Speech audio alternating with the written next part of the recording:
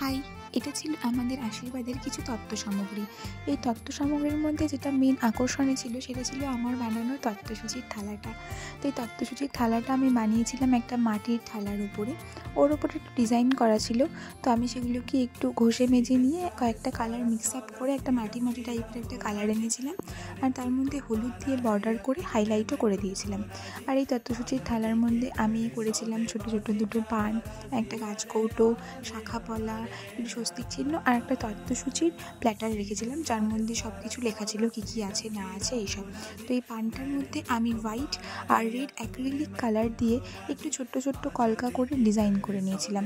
আর যে গাছকৌটোটা করেছিলাম সেটা পুরোনো দিনের যে সাবেকি গাছকৌটোগুলো থাকতো, যেগুলো আমি আগেই বানানো থাকতো, সেই টাইপের গাছকৌটো রাখার একটা চেষ্টা করেছিলাম।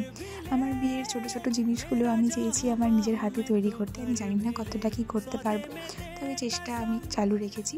তো প্রথম তত্ত্বসূচি দিয়েই তোমাদের সাথে ভিডিওটা শেয়ার করছি। এরপরে পিঁড়ি, গাছকৌটো সবই ইচ্ছা আছে নিজের হাতে ছোটো ছোটো করে অল্প অল্প করে ডিজাইন করার।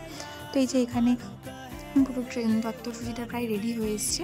আর এখানে একটা আমি স্বস্তিক চিহ্ন দিয়ে দিয়েছিলাম, কারণ স্বস্তিক চিহ্ন ছাড়া বিয়ে প্রায় অসম্পূর্ণ বললেই চলে। আর এই যে সেই তত্ত্বসূচির ছোট্ট একটা প্ল্যাটার তৈরি করেছিলাম, এর মধ্যে এই যে লেখা ছিল কী কী আমাদের বাড়ি থেকে পাঠানো হচ্ছে সেগুলো। তো এই যে ফাইনাল লুক দেখো তত্ত্বসূচির থালাটার, কেমন লাগলো জানিও।